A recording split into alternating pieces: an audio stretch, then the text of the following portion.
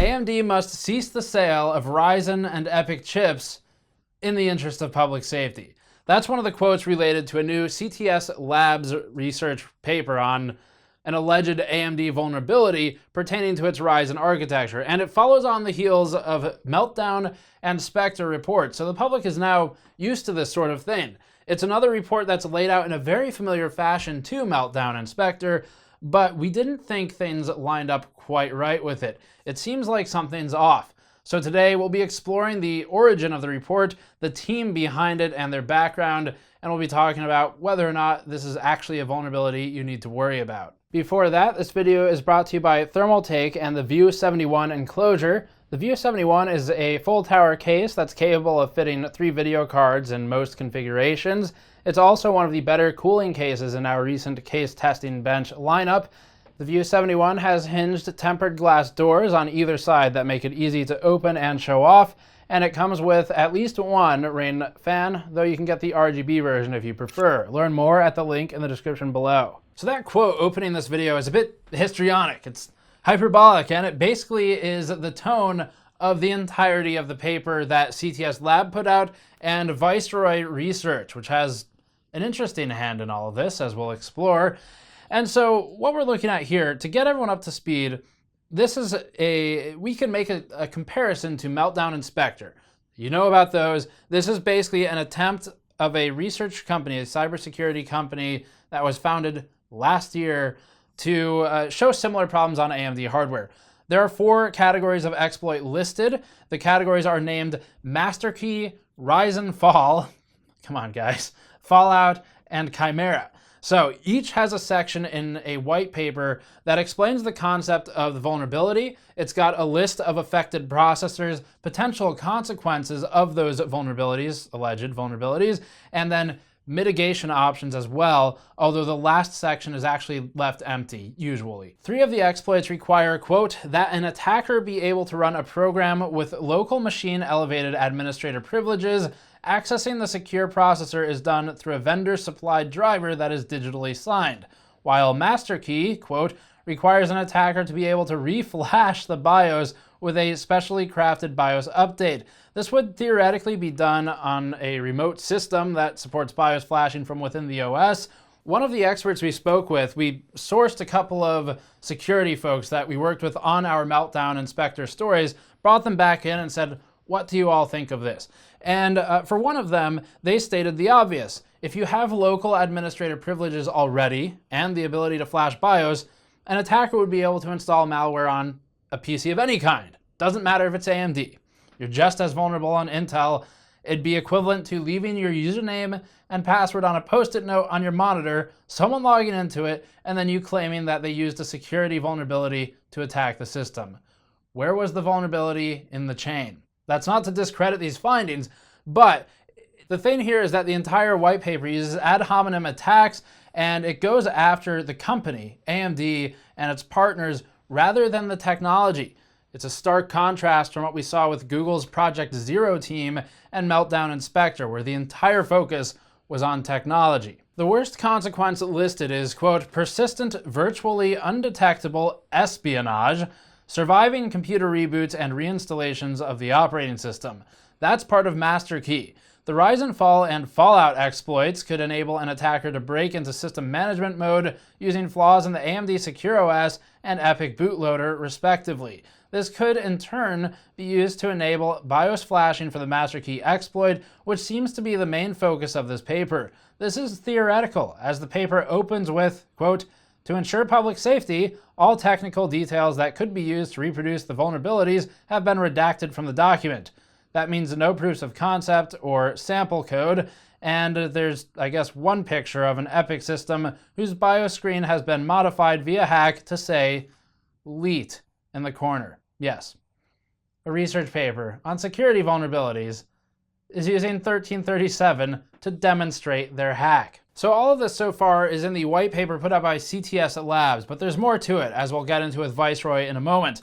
For now, though, there's one final exploit, and that's Chimera. This one has to do with AMD's use of ASMedia chips, and CTS claims that ASMedia ICs using in the AMD Promontory chipset have, quote, substandard security and no mitigations against exploitation. It also states, quote, they are plagued with security vulnerabilities in both firmware and hardware, allowing attackers to run arbitrary code inside of the chip or to reflash the chip with persistent malware. CTS claims to have successfully taken advantage of these vulnerabilities, but again, it requires local admin access and assigned driver. We'll get to the company's credentials in a moment, as those are suspect, but let's start with the presentation of this vulnerability by CTS Labs. Contrasting the Meltdown and Spectre white papers, the CTS Labs white paper on claimed AMD vulnerabilities is bereft of any example code and is written with a tone that attacks companies rather than addressing the technological flaws that are alleged. This is the most concerning, as the writing is charged and appears emotionally motivated, rather than taking an approach of objectively outlining the exploits and detailing the technology. A primary concern is the window of time provided for AMD. For Spectre and Meltdown, these affected Intel, AMD, ARM, basically everybody, primarily Spectre, Meltdown mostly affecting Intel, or so far entirely.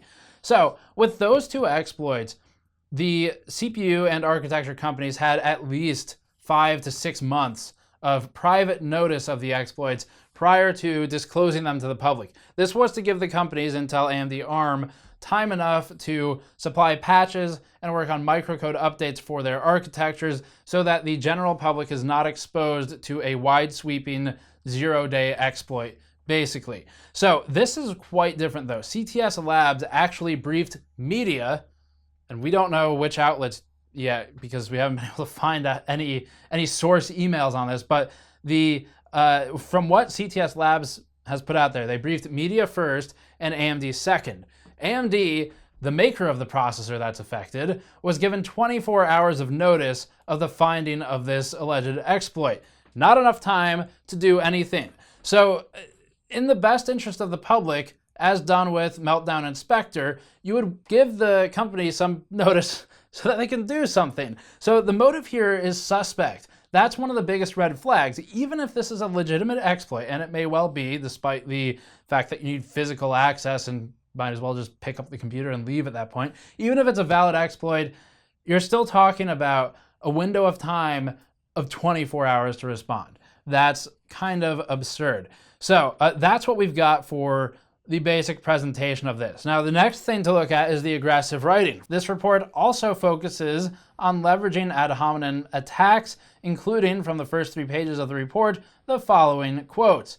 1, quote, the Ryzen chipset, a core system component that AMD outsourced to a Taiwanese chip manufacturer, as media, is currently being shipped with exploitable manufacturer backdoors inside. Another quote, we note with concern that AMD's outsourced partner, as media, is a subsidiary of Asus Tech Computer, a company that has recently been penalized by the Federal Trade Commission for neglecting security vulnerabilities and put under mandatory external security audits for the next 20 years. Although important, not sure that that's relevant for this particular story. One of the last two here really puts it into perspective though. This one, in our opinion, this is from the researchers, the basic nature of these vulnerabilities amounts to complete disregard of fundamental security principles. This raises concerning questions regarding security practices, auditing, and quality controls at AMD. And finally, for good measure, this one. Quote, AMD's latest generation Vega GPUs, which also have secure processor inside of them, are being integrated as deep learning accelerators on self-driving cars. This is where you're supposed to be scared, because I suppose the link you draw there is that the self-driving cars will kill you or something, whether through exploit or accident. So it's very peculiar language. We're not talking about something where it's lines of code or proofs of concept being demonstrated that show the issues with the supposed security processor vulnerabilities inside of AMD CPUs. This is ad hominem. It is appealing to emotion. It's an attack that looks more motivated to drive perhaps investment, or the lack thereof, than to drive actual security advancement of the AMD CPUs. And again, that's not to discredit CTS Labs' findings. These exploits, from the experts we've spoken with, do actually appear to have some basis in reality. They could be real. You could actually have security vulnerabilities in Ryzen CPUs. The problem is the presentation and the fact that you need such low-level access to the system, basically being next to it, in order to do anything with these exploits. And this is a bit further than what we saw with Spectre and Meltdown. So there's almost zero focus on technical data in here, and the presentation of the code in its entirety basically boils down to a BIOS screen displaying the word leet. This is where things get interesting. As for the CTS Labs website, the posted legal disclaimer has some boilerplate CYA language, but also has some questionable language. In one part, the disclaimer states, quote, "The report and all statements contained herein are opinions of CTS and are not statements of fact."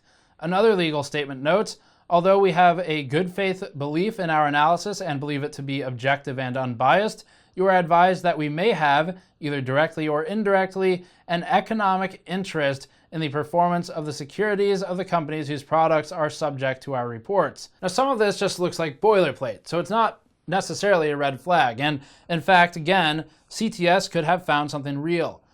But digging further, we get to the more interesting stuff, especially as we move towards Viceroy. We contacted security experts in the industry and overall discovered that CTS Labs has not yet been heard of by any of our contacts we worked with on previous stories. So that's the first item of note. AMD's own statement insinuates similar unfamiliarity with CTS Labs, where the company says, quote, "We have just received a report from a company called CTS Labs claiming there are potential security vulnerabilities related to certain processors of ours. We are actively investigating and analyzing its findings.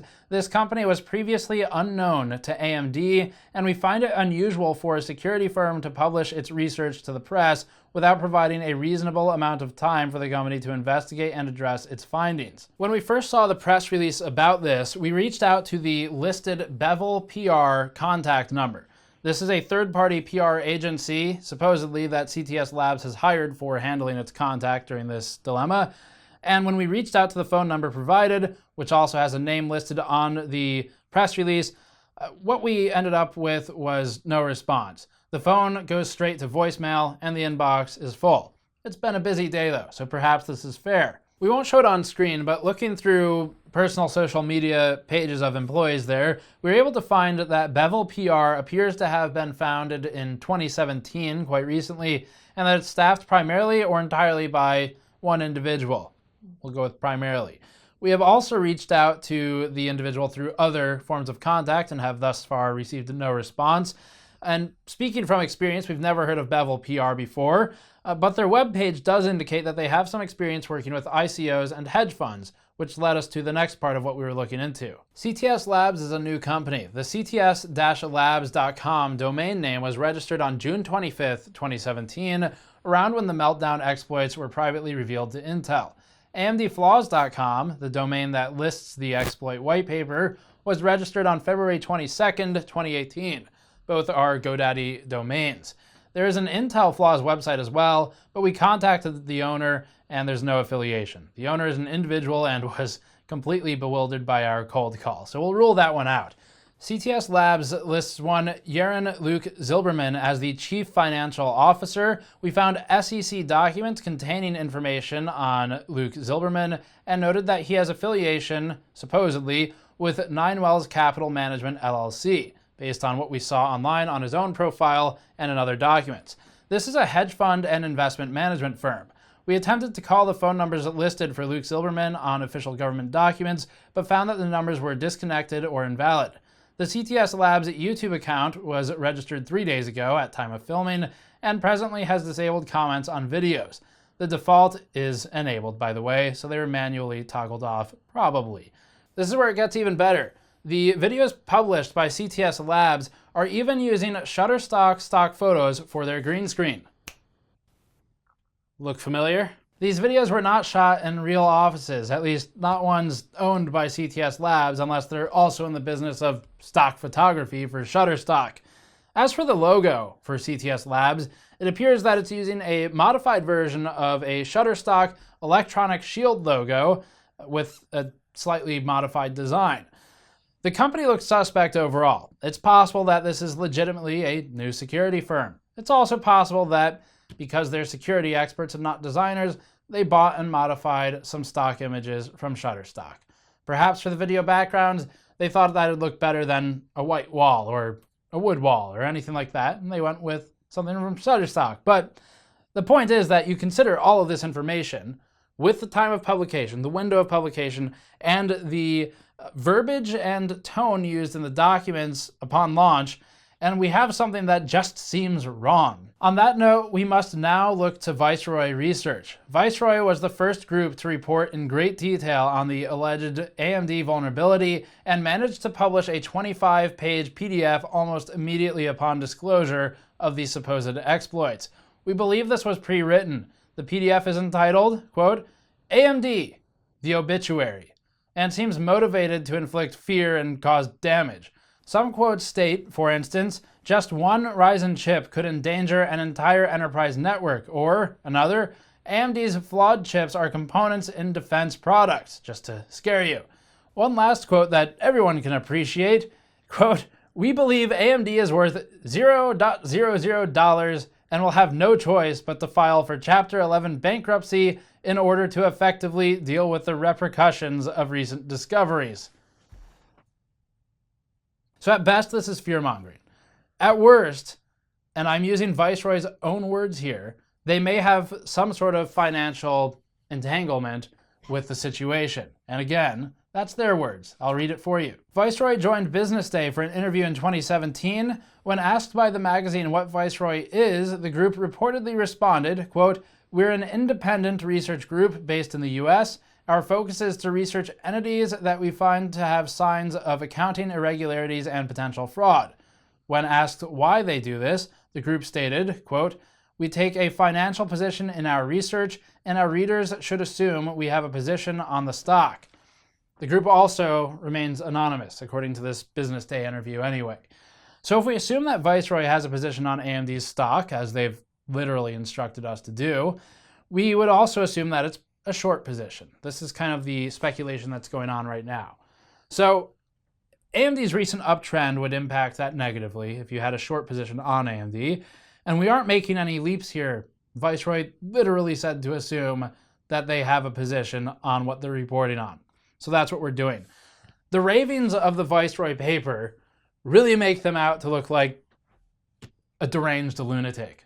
Someone wandering the streets at night, scrawling things on the wall, pinning up different newspaper articles and connecting them with red string. If you want something genuinely entertaining to read, but somewhat terrifying, we'd recommend it. It's a good one. So, and speaking with multiple security experts, again, we have it on good authority that the proposed vulnerabilities are potentially legitimate. No one would commit to it firmly, but discussion generally did indicate that these are possibly legitimate concerns on the AMD architecture. Now, some of them made the leap to say, you know what, if this is a concern on AMD, it's also a concern on Intel, because once someone has your username, password, and can flash BIOS, you're kind of screwed anyway. So it's possible this is actually a problem.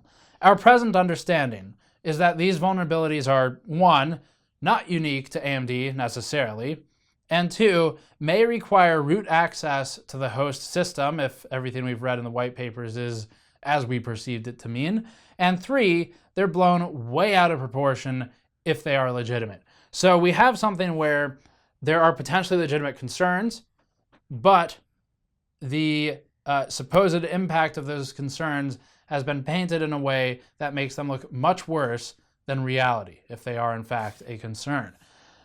Viceroy is the most peculiar element in all of this. That paper really made them to look like crazy people. So, and I mean genuinely, like if we try to remain neutral through this whole thing, that's the one place I can point and say, what the hell are they on?